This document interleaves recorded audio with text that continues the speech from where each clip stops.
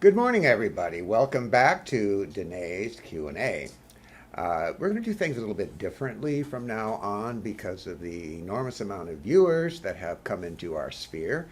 We're going to make the Q&A into a podcast so people can also listen as well as see my 79-year-old ugly face on their device. Now you can say, we don't have to look at him. We can hear him, though. And today I've got my guest and my colleague, Dr. Jayant Makande. Hello, good morning. He is not only a medical doctor, but a brilliant Ayurvedic biochemist, bioengineer, and he's the new power behind DMK's throne as far as working with plants, ingredients, herbs, and all the other things that make things different and new than I think anybody else has ever done. And this brings probably the most controversial subject up, and that is stem cells. Now, I've written many articles over the past 4 or 5 years about stem cells in skin products. When I first heard about it, I was appalled because I thought, nobody's going to buy into that concept. And you can imagine, I went into a clinic in Beverly Hills one time to see some friends. And she goes, oh, look at my new stem cell skincare product line. And she had this big shelf full of very fancy packaging from Europe, whatever. And I picked it up and I tried to tell her, I tried to say, this can't possibly do anything. It can't, it might be very nice creams and all of that, but it certainly has no stem cell action. Yet on the back, printed there, and I don't know how they escaped the FDA, it said human stem cells. Possible. Number one, highly illegal. Number two, even if it weren't illegal, it would be useless because they're dead. They're dead stem cells. They're not doing anything. I know this personally because I've had stem cell therapy medically. I have a torn meniscus in my right knee, a lot of pain, and I was going in for a knee replacement. No, that's very modern nowadays. I've had friends in Palm Springs that had knee replacements and told me they were going out to bars the next week. No big deal. But if I didn't have to go through all that, I would rather try something else. And I've heard a lot of different types of new endoscopic approaches and so on and so forth. So I went and had stem cell. That was my final decision from Dr. Sampson in Santa Monica, California. Brilliant doctor. And what they did is they aspirated my own stem cells from my own bone marrow, my mesenchymal type worker cells. And they fixed Ringer solution and so on. And they actually looked at it under a microscope. They had the on-site lab in their house, in his office. I happen to have one in my house. In fact, I just bought a new micron microscope. They looked at it. And he came in the room and he said, how old did you say you were? I think I was 76 at that time. And he said, 76? He says, you've got an awful lot of cellular activity going on in your bone marrow for somebody your age. And that's when I knew that my live cell therapy injections that I've been getting once a year since 1984 were actually working. I knew they worked, but it was nice to have it validated just by this other procedure. Anyway, long story short, they injected the stem cells into my meniscus and followed it up a month later with the PRP, plasma return, which helps in quicker healing. And I was fine, except, 6 years later, it's starting to wear off. So I don't think even the best stem cell therapy is permanent. But it's a good, several years, so it may be worth the cost. This happened to be $7,000, so it's up to whoever wants to spend the money. But it does work. However, it does not work in skincare, and there are many reasons why. I'll let Dr. Makande tell you a little bit more. What are stem cells in the skin, and how do they work in our skin? Yeah, thank you, Danné. So the most prominent factor I would say in a stem cell is that how a cell become a stem cell or is a stem cell, and how a cell is not a stem cell or a normal cell. the stem cell can renew itself, number one, and number two, it can differentiate into some other kind of cell, where the normal cell can divide but cannot renew itself, and it cannot transform into the another cell. So in other words, the cell on its own only has so many divisions and it can't divide anymore. Exactly. The stem cell can. Stem cell can, and that's called the proliferative potential of a cell. So when it comes to the stem cell, the most important part is its proliferative potential, and second, how does it differentiate into the other cells. Now in the skin contest, we have different tissues in the skin. Langerhans, melanocyte, keratinocytes, fibroblasts, then Merkel cells, then we have sebaceous gland, we have eccrine gland, sudoriferous glands. All these are different tissue types. Now, when we are born, we have developed all this entire human body out of just two cells, sperm and ovum. Sperm and ovum, right? The sperm and ovum unite. Oh, okay. The zygote form. I haven't heard that in a long time. Wow. Okay. So from that two cell zygote, we become multi-trillion cellular body. How does that happen? I've always said that we were a bag of fluids with four major chemicals orchestrated by enzymes and held together with electromagnetic energy, but this adds into on the cellular level. Yes. And that's why, I mean, you can imagine, like, have you seen the banyan tree, the huge banyan tree stays for 6,000 years, which start with the one seed. And that huge banyan tree is there in the nature for 6,000 years, right? So that exactly happens in the skin or in any organ of the body.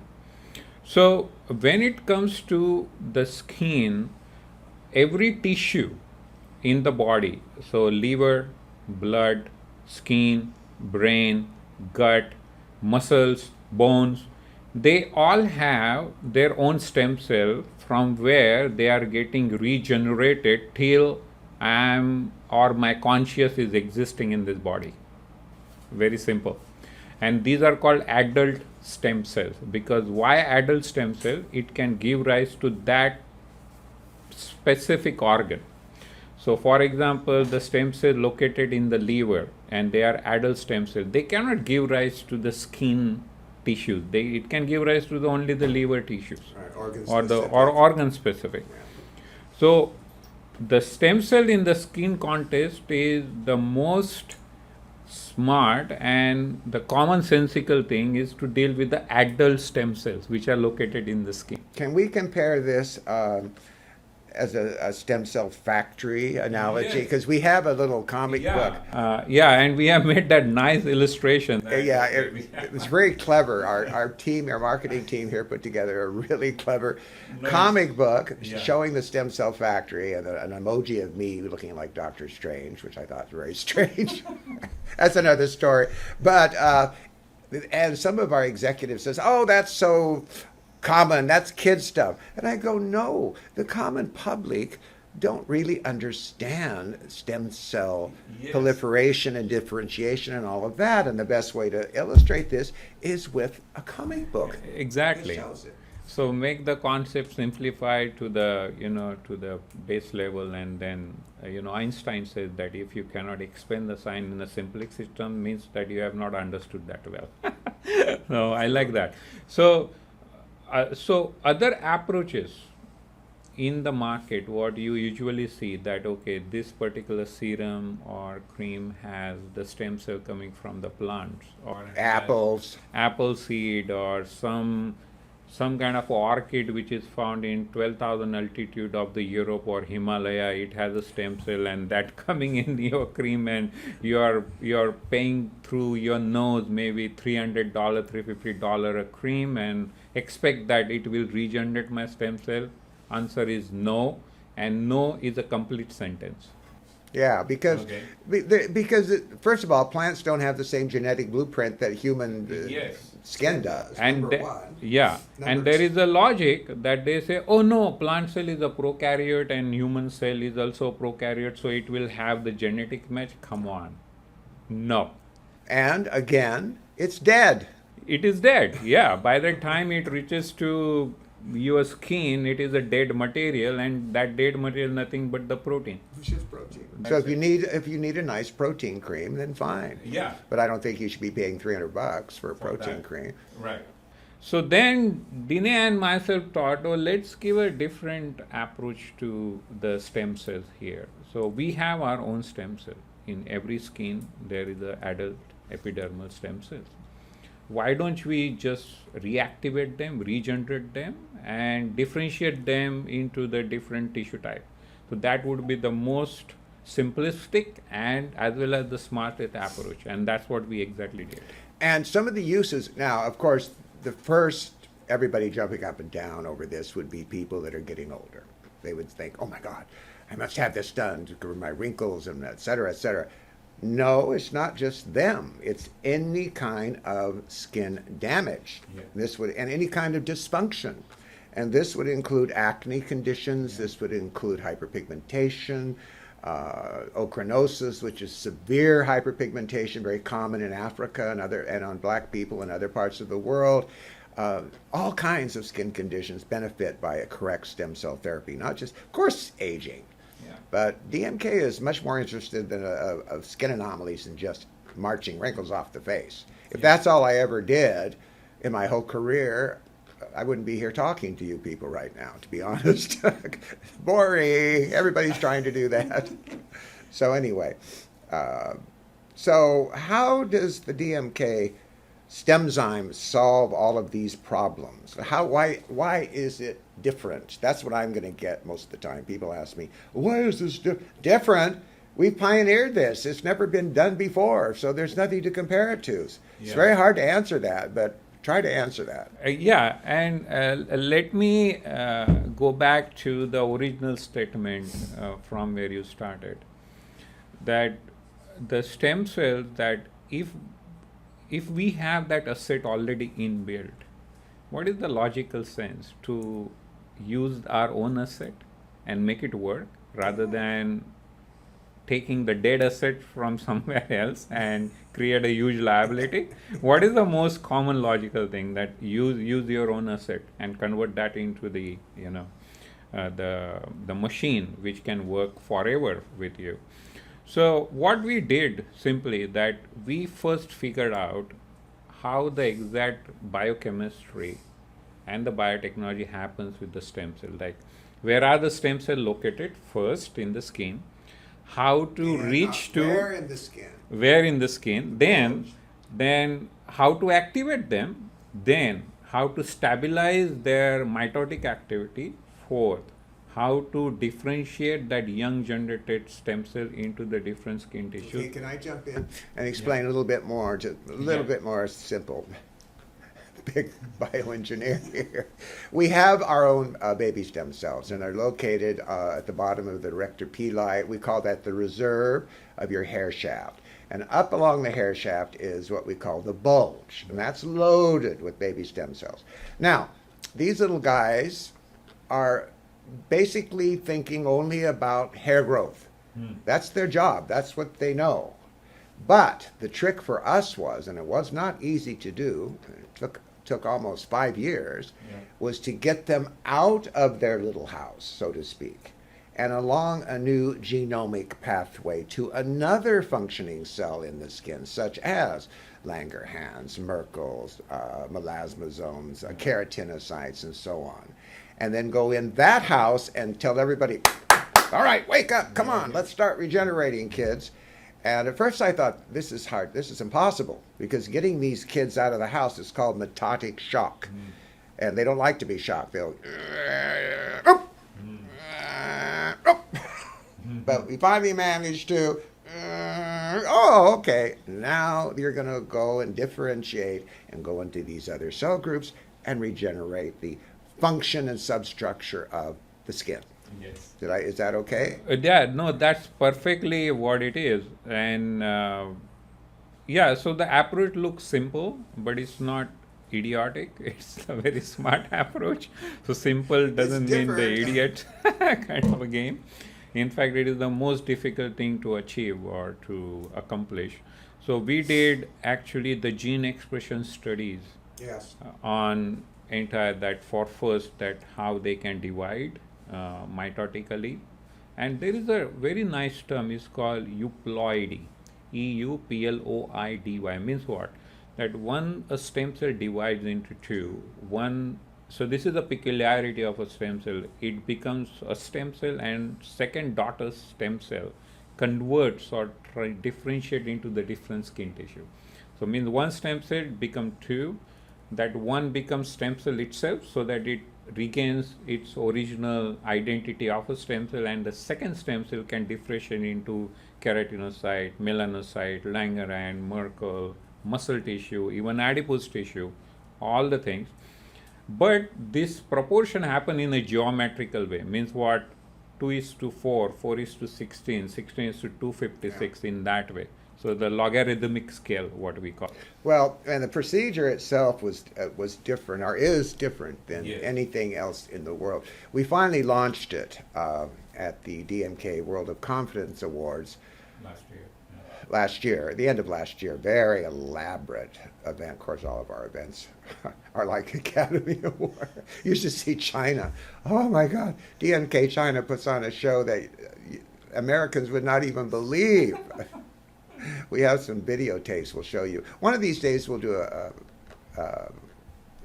not a podcast because you have to see it, but we'll do an AMA with Danné show where you can see some of these things. We'll show some of our events and our people. But anyway, basically it's getting into the skin itself, and we use our classic alkaline wash, carefully timed, because we just want to open the portal.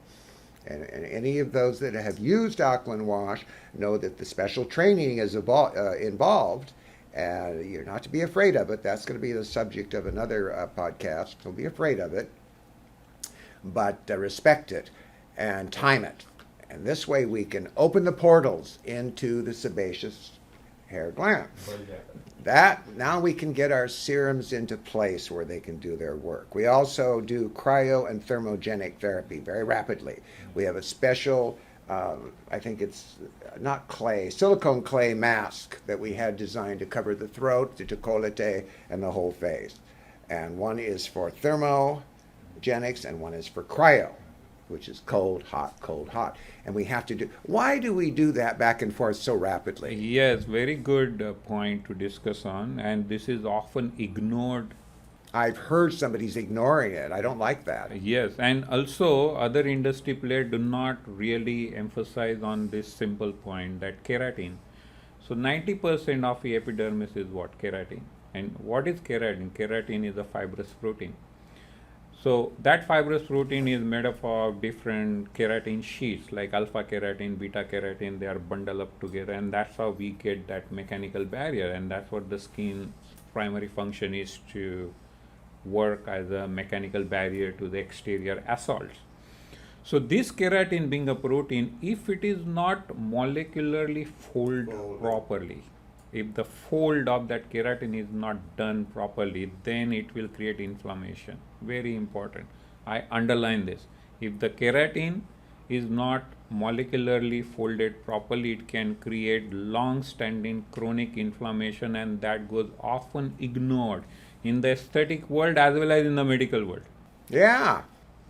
Nobody even give us such a good thinking on this. No, they just say, oh, well, it's natural to have an inflammatory reaction to this. No, Yes, it's not natural. no. And then guess what? If my keratin is inflamed for whatever reason, and now I'm generating the stem cells here, to differentiate the stem cell into the different skin tissue, if they find the inflammatory environment around, trust me, will they differentiate?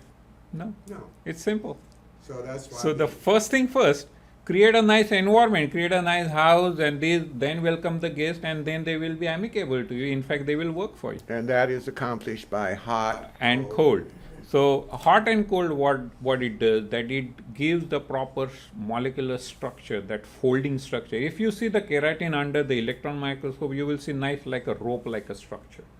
So what the cryo and thermo does, that it gives that molecular fold, that molecular bond like a structure, like this, and they get properly twisted, and you get a nice keratin sheet. Okay. And that's what the very first thing we do. So after we do alkaline wash, we have increased the permeability atmosphere. Then we do the nice keratin kind of conformation, CONFORM, not conformation, conformation, which simplistic term means it is the proper molecular fold of the protein.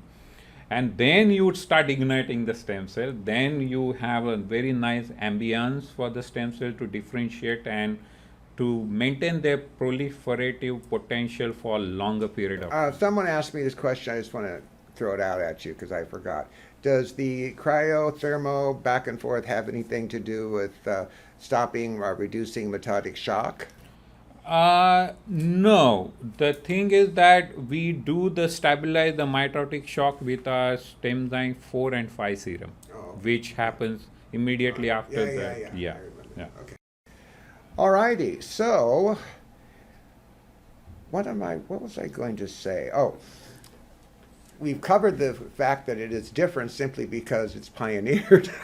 Pioneered, and it exactly matches. I don't know what to say when people come up to, even with our regular DMK, all these 56 years out in the field, people will come up to me and say, what is the difference between DMK and, let's say, I won't mention company names, but and I look at them blank because I really don't have any idea.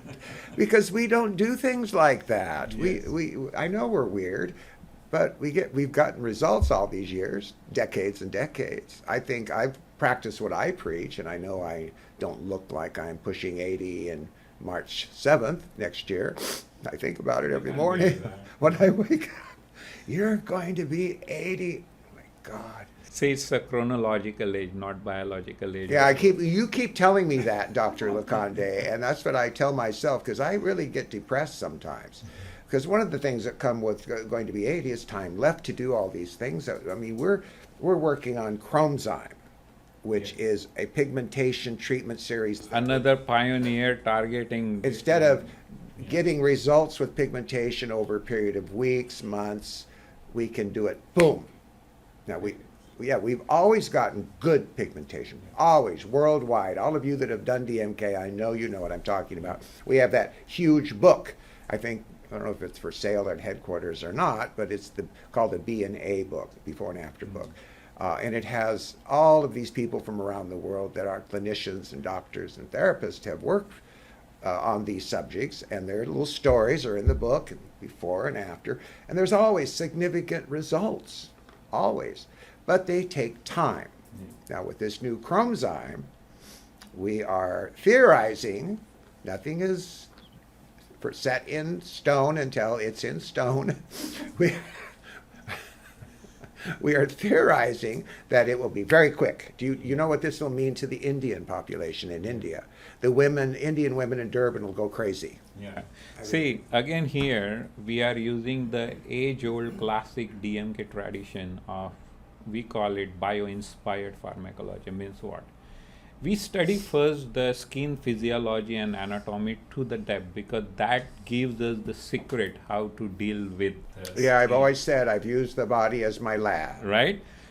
So in the Stemzyme we did the same thing. In the Enzyme we are going to do the same thing. And even DMK's first product, C/E and herb and mineral mist. Acid mantle. The acid mantle. What is acid mantle? Sebum and sweat create an acid mantle barrier, and that is the best chemical barrier. And it's the only real moisturizer. Moisturizing is the term which is like. It was invented, I think, in 1962 by a New York ad firm to sell beauty creams. Yeah. And beauty creams have nothing to do with moisture. They can hold once it's there. Hydration factor, yes. Moisture, no. So the same. Those two glands. So I don't have that much liberty at this point of time to talk more on the Enzyme, because there are a lot of trade secrets involved. Please respect that. But you will have the entire theme very soon, because we are, as we speak, our actives are in the manufacturing, and we are going to do some gene expression studies, and then we'll share the data at the appropriate time. You know, But Jay, yes. Jay, I don't worry about being copied. People have been trying to copy us for decades. I remember this one company, and it's an Indian lady in the UK, in London. I'm not going to mention her name in case she's still alive.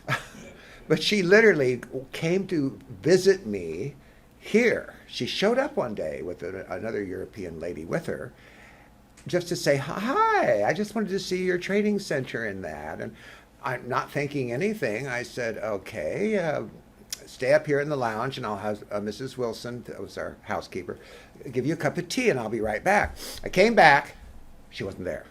I went all over the building and heard voices in my lab, walked in, and there she was, looking at everything. And she jumped. And I said, what are you doing? Oh, I just wanted to see where you work. And, oh, okay. About 6 months later, she comes out with her own alkaline wash. And it was horrible. It was burning. A lady came up to us at an exhibition in the UK, in London, at Earl's Court, and said, we're going to sue you. And I go, for what?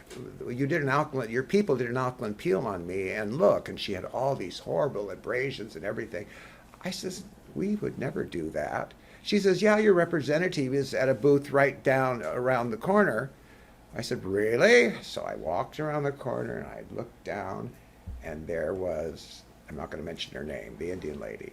Yeah. And she tried to get in front of me so I wouldn't look and see alkaline peel. So we don't worry too much about people copying. But yeah, so why we are saying this, that it could bring the earlier result, because see, keratinocyte, the skin renewal cycle is 28 days, right? More or less. Right. Now, when the melanin start getting transferred to the young keratinocyte is around 14th or the 15th day of the cycle, means exactly the mid part. So let's take that 2 weeks time, like first day 0 to day 14, and now day 14 to day 21 is the exact time wherein all the melanin homeostasis is occurring. Now we are going to encash on that time. So all our products are designed in a sense that, okay, first from where the melanin exactly starts. So the melanosome, not melanin, melanosome. Yeah. Target 1, block that. Target 2, melanosome to melanin. That target 2. Melanin 2 means entire melanin biochemical formation from dopamine to dopaquinone to eumelanin, pheomelanin. So that tyrosinase, so that is 1. Then it transferred to the keratinocyte, target 4, and then after transfer, the autophagy or the apoptosis of the excessive melanin in the skin, target 5. So we are going to go with this entire spectrum. Instead of just putting in, yeah, and we've used Kojic and Tyros as an inhibitor for a long. In fact, I was the first to use Kojic. Yes. That's another story. It wasn't. It was actually being used in Japan as a natural antibiotic. Yeah, and the flavor enhancer. And it came to America as a flavor enhancer because everybody was screaming against MSG at that time. And I noticed the chemist that was working at Flavorcraft, this is a food place below my clinic, below my school, came up as an acne model. He was a Latin gentleman. And I looked at his hands, and his hands were very white compared to the rest of his body. And I go, you have a weird case of vitiligo. And he goes, no, I don't have vitiligo. He says, I've been working with this new flavor enhancer, and my hands are lighter. They don't seem to tan in the sun like everything else. I said, bring me that ingredient. He says, it's called kojic acid. So he brought it to me.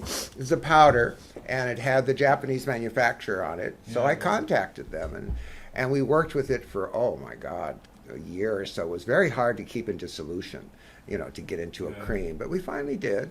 And I disguised it on the label back in those days. The FDA doesn't allow too much now. Back in those days, it was in cosmetics, it was called clouding your label. And you could get away with it a little bit.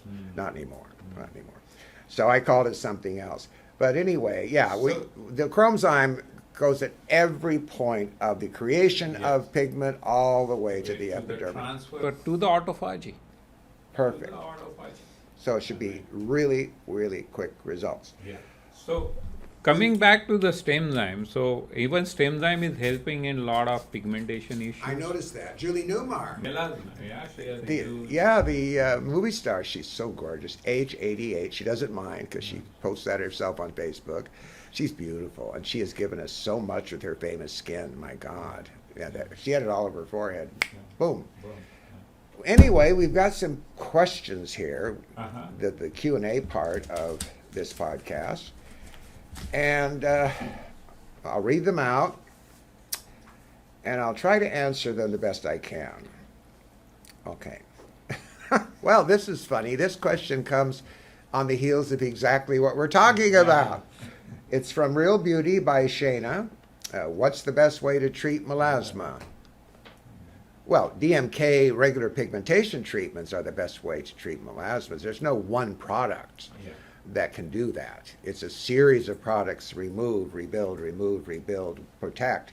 But with the new Chromezyme coming out, it would be the fastest way. But your main thing is to prohibit tyrosine and tyrosinase to get together. Enzyme, amino acid. Think of them as a man and a woman in bed. And they get together, produce a baby. That's called melanin. Well, we kind of put a mechanical barrier. Unless they're Orthodox Jew and there's a hole in the sheet. No, never mind. Just kidding. That actually happened in Israel. I saw it. I didn't see it, but But so melasma, first diagnose. So diagnosis is very important. For what reason that particular client has a melasma. So diagnose that first. Out of inflammation, whether it's a primary or secondary, it is due to some other treatment. Because it's two different categories. Exactly. Inflammatory is easy. That's from outside attack. We can get rid of that fast. Passive is hard because that's long-standing because that's hormonally induced. That's where you get your big melasmas on older women and older men and things like that. And if there is any autoimmune disorder underlying, so diagnose the client first and reduct to a point where now exactly on this key point you have to work to treat the melasma. And then we have lots of DMK protocols and products with the home prescription and all that you can employ too, and that's how. But first thing first, take the client in confidence because certain melasma will take time, so you have to set the client's expectations right. Give them the realistic. No, they have to be compliant. They have to be compliant. This home prescriptives that you've heard us talk about are not just retail products to take home. We've never played that game in all these years. They are absolutely necessary for the ongoing result because it's progressive. And sometimes it takes people a long time to get these things, and it's going to take a little bit of time to get rid of it. We're not these companies that say, oh, this is an overnight result. Now, there's always a result. You will always see a result. And you'll notice a change. You'll feel a change. But sometimes it takes time. And then suddenly, boom, it's gone. And also, Danné, usually I have seen in this, especially in the aesthetic industry, that they always defame the melanin. But melanin is a very important molecule. The first defense what the skin puts across. It's our biggest defense. Right? It's our biggest defense. So everyone tries to, I don't want melanin, I don't want to even utter a word. No, trust me, melanin is the first defense what the skin puts across. The only thing that if we disturb the skin homeostasis, the melasma occurs or different things. So bring back that homeostasis. Yeah, because it is our number one first army of defense of the skin. Exactly. Okay. Now, second one, Allison from Fleur, 1994. Well, I'm going to put this on you. I know what I think about this. Azelaic acid, what does he think? I've used it a lot in acne treatments over the years. What do you think? Yes, and you are right, because the second part of azelaic acid, that when it comes in touch with skin, it converts into the salicylic acid. Yeah. And that's how it works in the acne. But azelaic acid is actually naturally you find azelaic acid on the skin, and you will be surprised to know this from where it comes from the skin microbiome. So there is a fungus called Malassezia furfur. Yeah. That's the name, right? So when the Malassezia comes in touch with the UV light, means the sun rays, it forms a biochemical reaction, and as a byproduct, the azelaic acid is formed on the skin, and it gives rise to a component called chemopyriacitrine, which is a natural sun protection factor on the skin. See how beautiful it is. I love the skin as an organ because so many things happen so quietly. The skin doesn't even complain or make the vanity about it. So now people are industrially producing azelaic acid from different sources like ozonolysis of certain oleic acid. Oleic acid is a fatty acid. When you do the ozonolysis of oleic acid, the azelaic acid is formed. And now this has been used as a hyperpigmentation, but guess what it does? Azelaic acid can work only and only if the hyperpigmentation is due to the UV damage. I True. repeat. True. Azelaic acid can work only in the cases when the hyperpigmentation is due to the UV damage, Sorry. otherwise it won't work. Yeah, it won't work on passive It won't hyperpigmentation. work on the passive. So it is a simple tyrosinase inhibitor, but out of the inflammatory response or the photo damage. Okay, next one, and this is a very unusual question. I don't even know how to begin to answer this. Although I did notice certain changes when I went to our clinic in Tibet many years ago, which is high up near the Himalayas. Yes, we have a clinic. High altitude. Well, it says, what is the effect of changing environment on skin at elevation? We know what the effects are in rain, wind, cold, all that. Yeah. But what about elevation? See, elevation means now you are little bit physically closer to the UV rays. Right? Number one. Number two, there is a less oxygen on the high altitude area. True. So you get that air hunger or high altitude sickness we call. Yeah, I did get it. Right? So now if there is a high altitude sickness and there is a less oxygen available in the blood and skin pulls all the oxygen for its entire physiological work, now the skin is deprived of the oxygen. Now when the oxygen is less, definitely the oxidative damage will be more, because oxygen can work in both ways. It can give rise to oxidation, where it can work against the oxidation itself. Free radical. Right? So the oxygen carrying capacity of the blood is increased, ferritin is increased, and all these are the chromophore, means this gives rise to the color to the skin. So you will find that in the high altitude, the skin color becomes little bit to the hyper side. Yeah, Dark. a lot of the women coming to that clinic were suffering from a really strange hyperpigmentation. Exactly, and that's due to the less oxygen saturation and also the UV rays falling on the skin directly. Okay, next one is from Wild-Eyed Bay. I had 6 enzyme masks, and so far no plasmatic effect. Is this common? Well, yes and no. First of all, it depends on your condition. Okay? If you're basically a healthy person and you have homeostasis pretty well going on in your skin, you won't need, it won't show a lot of plasmatic effects. Or it could be just the reverse. Yeah. You could be so toxic and so much going on with defense mechanisms in the skin that homeostasis has not been reached yet. But the fact that she's had, I assume it's a woman, I don't know, it could be a man. She's had 6 and no plasmatic effect. What would you think to that? No, and see, you have seen the typical plasmatic effect picture in our brochures, in our, All over the place. all over the place. But that is a one type of plasmatic effect. Or We wait, call- if she's had 6 of them and no, that means her skin is in homeostasis. Yes, and it is, you have not got angiogenic plasmatic effect, what we typically show, the dilatation of the capillaries, but there are 4 other different plasmatic effects: osmotic, formative, interstitial, granular. You might have got that, and you are not considering that as a plasmatic effect. So usually the plasmatic effect you get out of the DMK enzyme therapies is combined. Angiogenic with osmotic, that's what I get it. You see? Yeah. I get the osmotic, the entire fluid comes out, and that is a plasmatic effect. One is get interstitial, means you feel that entire skin is lifted up like a sponge. Somebody has put the sponge beneath and the skin is uplifted. One is called the more formative, means the skin become like a more like a robust, like a thick parchment paper or porcelain effect kind of a thing. So you might have got the different plasmatic effect which you are not considering in. So you get. Not everybody gets that big roadmap thing. Yes, exactly. And so please do not say that you have not got any plasmatic effect. You got it, you have not just noticed it in a proper way. All right, different types of acne and their causes. Well, that is a long question that we could take all night. It's a different. Acne vulgaris. Just let me put it simple, real quick. All acne is hormonally induced, and all hormonally induced is a stress factor, whether it be a young person growing into adulthood and they have that hormonal flux, child into adult woman, man, so on.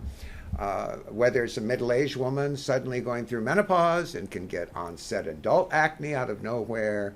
It all is boiled around this simple analogy. Think of the hypothalamus gland as a radio antenna.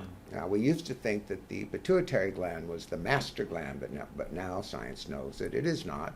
It is the hypothalamus. And it receives all signals of stress, whatever stress there is, even subliminal stress, which is the worst because you don't know what it is. See, if you know where your stress is coming from, you say, oh, I've got all this to do and everything. Oh, I got to pick up the kids and I'm under such stress, but you really are not because you know why you're feeling that way. But it's the unknown factor that causes people to break out even worse. So anyway, back to the analogy. So it receives a signal of stress, it picks up the phone and calls the pituitary gland. Hello, stress is coming. Pituitary gland picks up its phone and calls the adrenal glands. Hello, stress coming through. Adrenal glands get all excited, and then they call up the testosterone, which is the male factor, the androgen, which actually picks up the phone and calls the sebaceous gland in the skin and says, pump more oil. Yeah, defense. Yeah, it's a defense. Now, if you have a lot of dead cell material built up, and sometimes you can't even tell if you do, really. It doesn't manifest on the same on everybody. It comes water behind a dam. It starts a reservoir. Immediately, new baby cells try to defend that. It's not supposed to be there, so it encapsulates, and now you've got this little cyst there. It comes to a whitehead sometime. You look in the mirror. I can't have that. I have a date Friday night. Squeeze. Boom. Full-blown acne starts. That's where the P. acnes bacteria marches in, and the rest is a big party of destruction. Yeah, and also with the acne, please consider skin microbiome, okay? Microbiome plays a very important role. We have a wonderful series, Environment. So, environment in the acne works in both ways, diagnostics and therapeutic. We call theranostic. How? An acne patient comes in, or the client comes in, you give, just for the trial purpose, a couple of days, 2-3 days, or just put them on the environment, see how they respond to it, and then start DMK acne treatment. Yeah, a good example was when you and I first finished the Environment series. Yeah. Hard to do because anybody that says, oh, we have a probiotic product, it's lying through what's left of their teeth or their teeth. Because it has to be live spores, and that's not hard to put into a product to be used at home. It took a lot to do that, but we did it. And let me just explain it this way.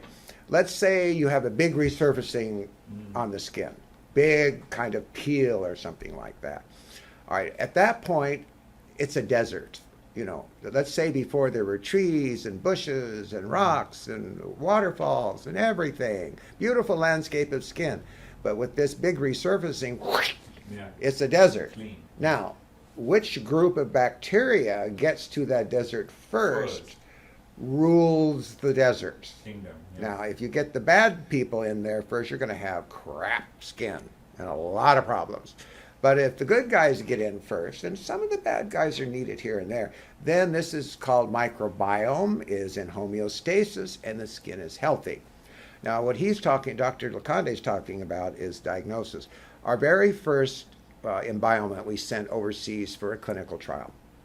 And the young lady used it on a Chinese man that worked in their warehouse.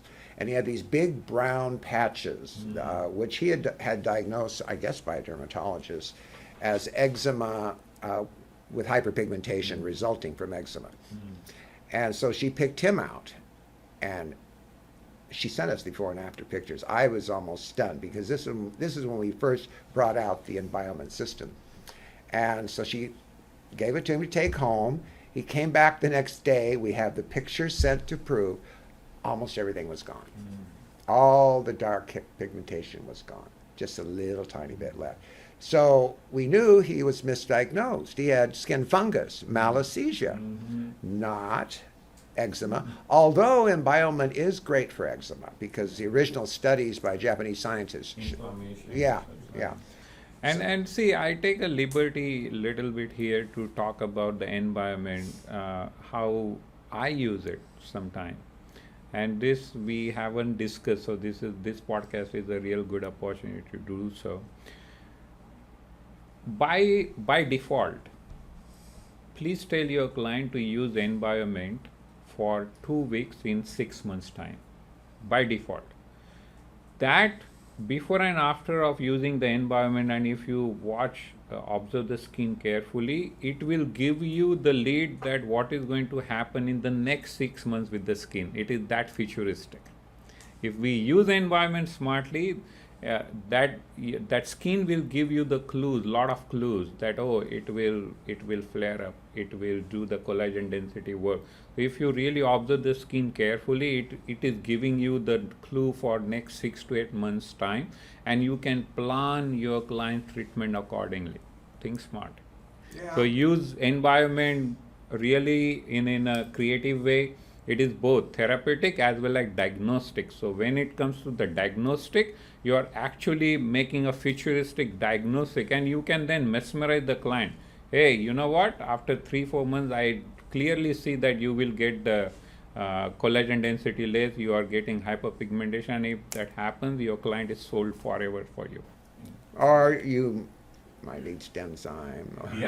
Or you might need a Pro Alpha 6 layer. Oh, you can plan then in a very thorough way what all treatment they will require for. Now, this is a question I'm not going to answer in depth because it would take too long. But I appreciate this question because this has to do with the dream I've had for a very long time. In the early days of my career, and you can read about it in my first book, The Maybelline Prince. Maybelline, like the makeup is spelled. It's on Amazon. It's also on Audible. And it talks about my Chicago days. And I was teaching ethnic skin treatment in a black beauty school, both in the city and outside in the suburbs. I was the only Caucasian person to ever do that. And they didn't even have an aesthetic license in the state of Illinois at that time. So I was kind of like a wild herring or something. But the owner of the school noticed that I was working on a lot of black celebrities and black people in my clinic. He says, well, why don't you come and teach our students, a lot of them are black, about what you're doing? So it evolved into a class. Later, I went to South Africa for years and did a lot of research there. And I don't think anybody knows more than, and this sounds horribly braggadocious, and then there could be somebody else, I don't know, about black skin more than I do, just from these experiences. Okay, not as a person myself. But there is differences in the chemistry of ethnicity. Now, when a homogeneous world, everybody's intermarrying and moving around the planet, and that we have all kinds of hybrids. But there's still the core chemical base to people's core identity in their ethnic family, where they came from, all right? So we actually are starting a new program I'm putting together now. It's taken me a long time, and it's called Black Skin Matters. And I am going off the Black Lives Matter thing, but in a jocular way, because black skin does matter. And we've had some complaints from black estheticians around the United States that we don't have a course that's dedicated to just that. And so I decided, okay, let's do it. But I'm not going to be the face of it. I have a very wonderful young lady that's a protege of mine named Tamika that's going to be working with me here. And then we have an account manager on the East Coast, Sybil, and I promised her this program is going to go through, so it will go through, because we do different treatments depending on the chemistry. So we can't say, oh, just this kit is good for ethnic skin. I will say this, though. If I were to put something in a kit for black skin, which I did do in the 1980s, and the company is still there. Okay. They're selling all kinds of crap. They don't even know I exist. It's called Eon 5. Oh. And I have all the original packaging designs, but everything in my files from 100 years ago. And we were just Googling it to see if they were around, and but they're not selling anything for black skin. Anyway, Eon 5 was a kit that was sold in department stores. At that time, it was the only one for black skin. And it had the deep pore cleanser, which is a general type of good cleanser, CBE, urban mineral mist for the acid mantle, and then the protein cream was called creme d'orange, or no, creme citrique. No. Creme citrique. Acidic. Yeah, it's a slightly more acidic type of protein cream that brightened up the skin right away. Boom. And then the foamy lift mask Exoderm Peel. And what this did was remove all the redundant cuticle. And the black guys went nuts over this, because the razor bump syndrome is nothing more than just built up of cuticle on the skin. That's all it is. And remember, black skin cells have a much faster turnover than Caucasian. And that's one of the reasons they don't age as fast as I do. You know, they say black don't crack. That is true for a long, long time. Damn it. I like that. But it was true. Look at a picture of an old white lady and an old black lady side by side. Who's going to look younger? Come on. But anyway, what the foamy lift mask Exoderm Peel did was removed all of the cuticle. So when that tight curly hair came out of the skin, because dead cuticle buildup looks like shingles on a roof. And so imagine that on the skin. And the black curly tight hair would come out and catch under one of those shingles. Yeah, and be redirected down into the skin where it became inflamed. Because remember, black skin is ovular. Yeah. It's not round. The denier, that's the circumference, is ovular, so it's sharp on the edge. Yeah, you hardly ever see any razor bumps on an Asian guy. Yeah. Okay, their hair is perfectly round. Yeah. All right. So this causes inflammation, and then he's scared to shave, and it's a big mess. But with this kit, they stopped doing that. They thought it was some kind of miracle. And it wasn't a miracle. It was just following the body's dictates. Right. Cause, what's the cause? And effect. That's what we did. Now, let's move on here. Can you combine a different treatment while undergoing enzyme treatment? Of course. What do you have in mind? Happy ending? I mean, come on. Of course you can. You have a whole body to work on. Yeah. You know, one thing in the early days when I would diagnose, and I try to teach this even now, I would walk around, I had my lab coat on and everything, and I had my clipboard, and I walk around, and they came in for their face, those people.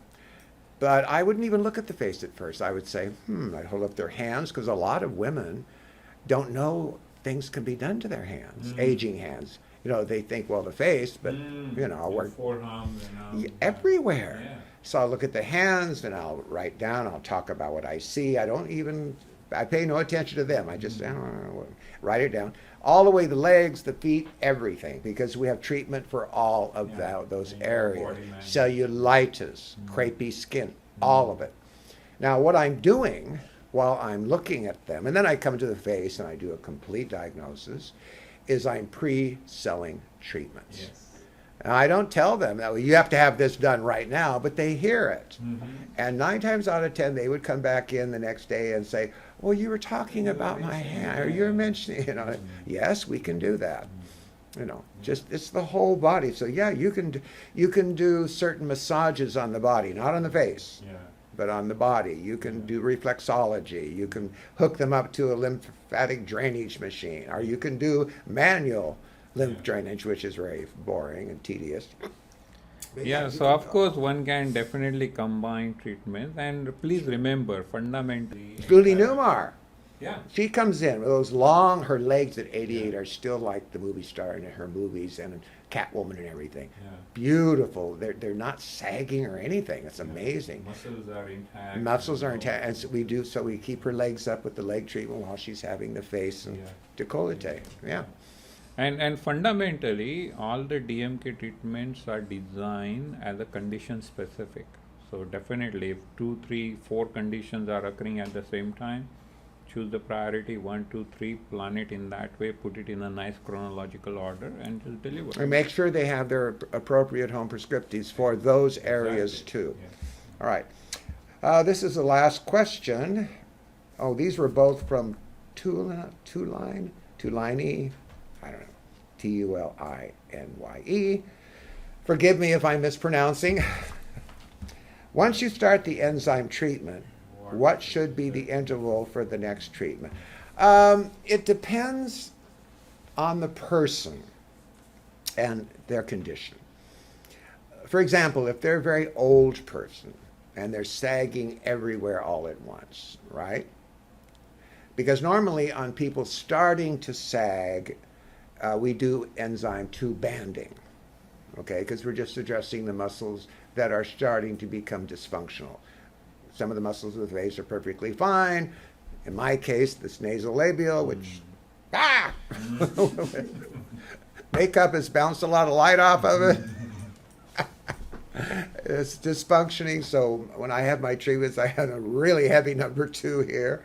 But if they're sagging everywhere, then we would do an enzyme 1, the first treatment, and then 3 days later, depending again on reactions, they come in and then we do enzyme 2 and 3, full face, omitting the upper lip and under the eye.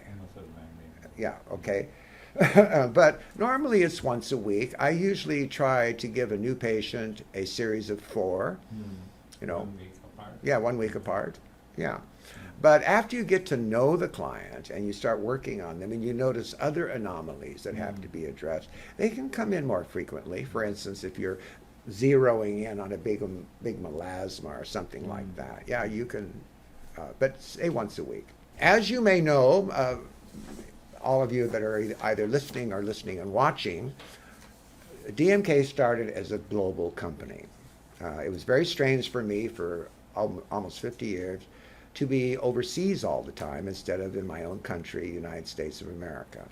And the reason at that time was twofold. Number one, the schools here at that time were not as progressive as some of them are now, becoming progressive. And I have to hand the people that have these schools my hat.